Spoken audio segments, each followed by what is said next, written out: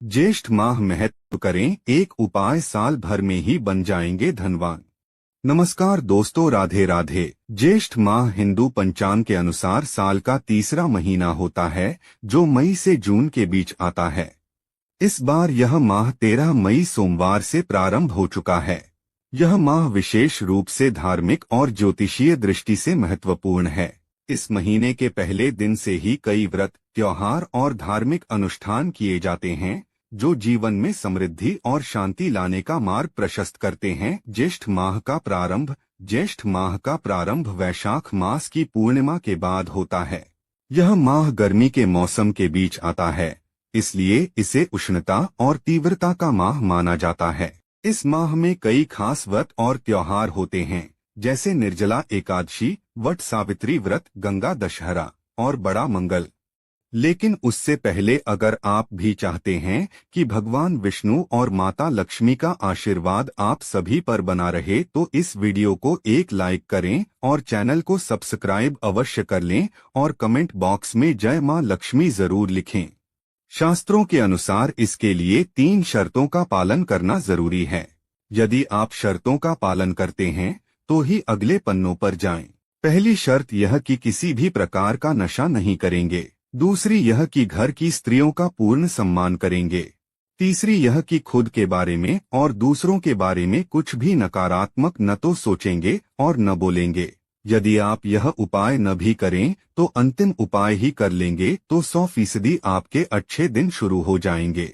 मान्यता के अनुसार जितना अधिक ज्येष्ठ मास सूर्य के तप से तपेगा, उतना ही यह विभिन्न कृषि उत्पादों जैसे आम, लीची, जामुन और कटहल जैसे फलों और सब्जियों के लिए अत्यधिक लाभकारी होगा। इस महीने में जितनी अधिक गर्मी पड़ेगी, उतनी ही वह मानसून के लिए लाभकारी होगी और मानसून का चक्र नियमित होगा। ज्येष्ठ महीने में गंगा दशहरा और निर्जला एकादशी जैसे व्रत रखे जाते हैं। ये व्रत प्रकृति में जल को बचाने का संदेश देते हैं। गंगा दशहरा में नदियों की पूजा और निर्जला एकादशी में बिना जल का व्रत रखा जाता है।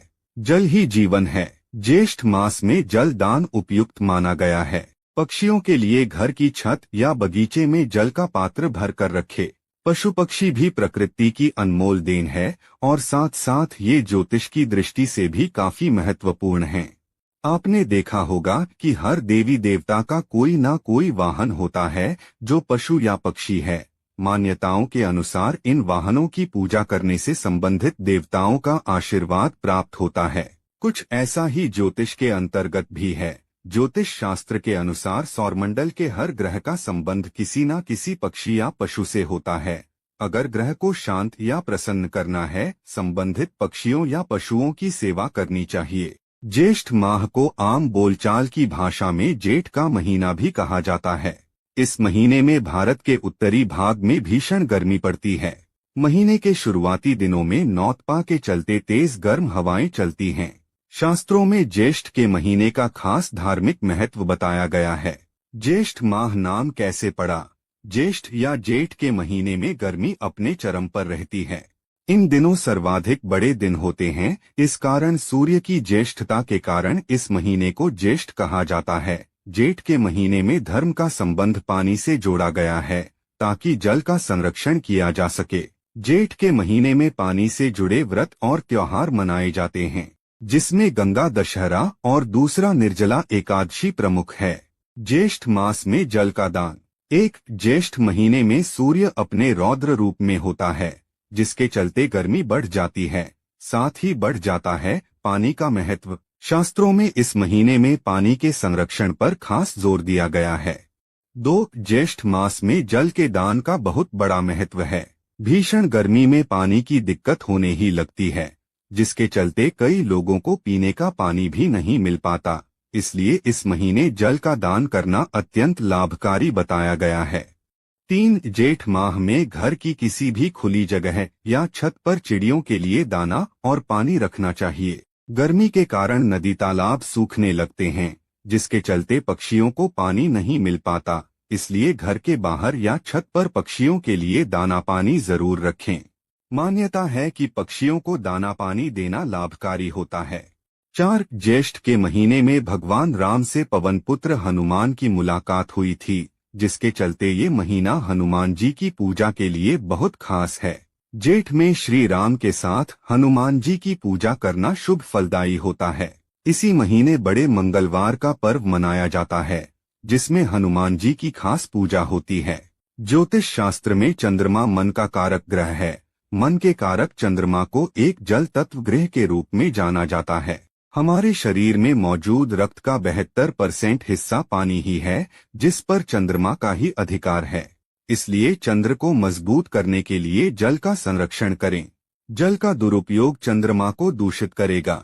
मन में कुंठाएं, चिंताएं व्याप्त होगी, आर्थिक पक्ष डामाडोल रहेगा। अपने चंद्र को मजबूत करे, जल का दुरुपयोग रोके। पक्षियों व प्राणियों के लिए पीने हेतु जल का दान करें। ज्येष्ठ माह का महत्व। एक, धार्मिक महत्व। ज्येष्ठ माह का धार्मिक महत्व खास तौर पर व्रत और उपवासों के संदर्भ में है। इस माह में हनुमान जी, शिव जी और विष्णु जी की पूजा का विशेष महत्व होता है। विशेषकर बड़ा मंगल, निर्जला एकादशी और गंगा दशहरा जैसे व्रतों के द्वारा व्यक्ति को धार्मिक आशीर्वाद मिलता है। 2, स्वास्थ्य लाभ। गर्मी के मौसम में पानी और ठंडक की महत्ता अधिक होती है। ज्येष्ठ माह में निर्जला एकादशी जैसे व्रत से शारीरिक और मानसिक शांति प्राप्त होती है। साथ ही इस माह में गंगा दशहरा जैसे अवसरों पर गंगा में स्नान करके शुद्धि की जाती है। इस माह में किए गए व्रत, पूजा और उपाय व्यक्ति को धार्मिक आशीर्वाद, शारीरिक स्वास्थ्य और मानसिक शांति प्रदान करते हैं। 3, कर्मों का प्रभाव। ज्येष्ठ माह में किए गए व्रत और उपायों का विशेष फल मिलता है, क्योंकि इस समय सूर्य की प्रखरता अधिक होती है और यह ऊर्जा के स्तर को प्रभावित करता है। इस माह में की गई पूजा और तपस्या से पुण्य प्राप्ति होती है। ज्येष्ठ माह को एक अत्यधिक शुभ और लाभकारी माह माना जाता है। अगर आप इस माह में विशेष व्रत करते हैं तो आपकी सभी मनोकामनाएं पूरी हो सकती हैं और आप जीवन में सुख और समृद्धि प्राप्त कर सकते हैं। 4, हनुमान चालीसा पढ़ना। प्रतिदिन संध्या वंदन के साथ हनुमान चालीसा पढ़ना चाहिए। संध्या वंदन घर में या मंदिर में सुबह शाम की जाती है। पवित्र भावना और शांतिपूर्वक हनुमान चालीसा पढ़ने से हनुमान जी की कृपा प्राप्त होती है, जो हमें हर तरह की जानी अनजानी होनी अनहोनी से बचाती है। धूप, दीप, चंदन, कुमकुम, अष्टगंध, जल, अगर, कर्पूर, घृत, गुड़, घी, पुष्प, फल, पंचामृत, पंचगव्य, नैवेद्य, हवन, शंख, घंटा, रंगोली, मांडना, आंगनलंकरण, तुलसी, तिलक, मौली, कलाई पर बांधे जाने वाला नाड़ा, स्वस्तिक, ओम, पीपल, आम और केले के पत्तों का हिंदू धर्म में बहुत महत्व है। भोजन करने के पूर्व कुछ मात्रा में भोजन को अग्नि को समर्पित करने से वैश्वदेव यज्ञ पूर्ण होता है। इसके अलावा गुड़ और घी की भोग। हिंदू धर्म में धूप देने और दीप जलाने का बहुत ज्यादा महत्व है। सामान्य तौर पर धूप 2 तरह से ही दी जाती है। पहला गुग्गुल कर्पूर से और दूसरा गुड़ घी मिलाकर जलते कंडे पर उसे रखा जाता है। यहाँ गुड़ घी व चावल से दी गई धूप का खास महत्व है।